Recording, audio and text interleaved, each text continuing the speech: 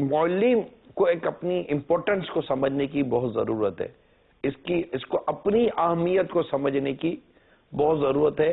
کہ یہ عام فرد نہیں رہا،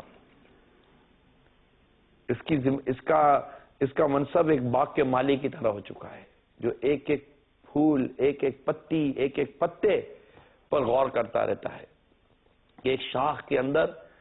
ایک شاخ ہوتی ہے،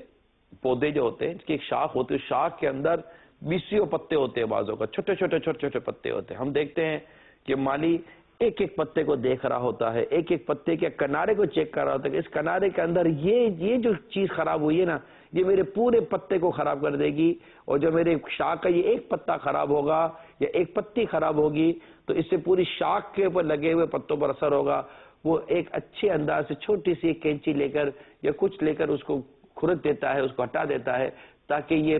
چھوٹی سی جو پتی ہے، اس پتی کے کنارے پر جو گندگی یا خرابی لگ گئی ہے میں اسی کو ختم کر دوں، ورنہ نہیں ختم کروں گا تو یہ کنارے پر لگی ہوئی خرابی اس پورے پتی کے وجود کو خراب کرے گی، اور جب یہ پتی پوری خراب ہو جائے گی تو اس شاخ پر لگی ہوئی ساری پتیاں خراب ہونے شروع ہو جائیں گی۔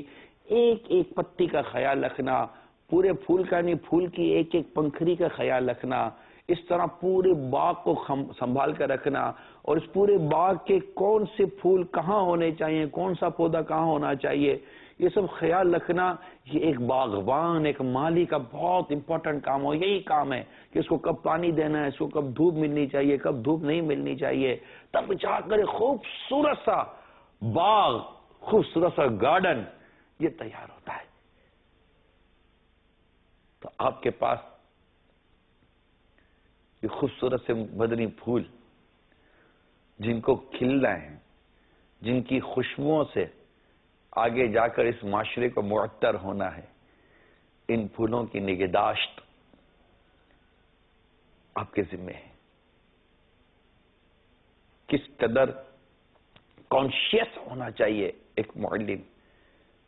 کس قدر پرفیکٹ اس کی توجہ ہونی چاہیے ان کی ایک ایک حرکتوں، عادتوں پر، یہ سمجھنے کی ضرورت ہے کہ ایک استاذ کے بارے میں سرکار صلی اللہ تعالی علیہ وآلہ وسلم نے کس قدر اہم فرمان عطا فرمائے۔ فرماتے جس سے کتاب اللہ میں سے ایک آیت سکھائی یا علم کا ایک باب سکھایا تو اللہ تعالیٰ اس کے ثواب کو قیامت تک کے لیے جاری فرما دیتا ہے۔ خوش قسمتی ہے اس کے لیے جسے اس کام کے کرنے کے اللہ تعالیٰ نے سعادت عطا فرمائی۔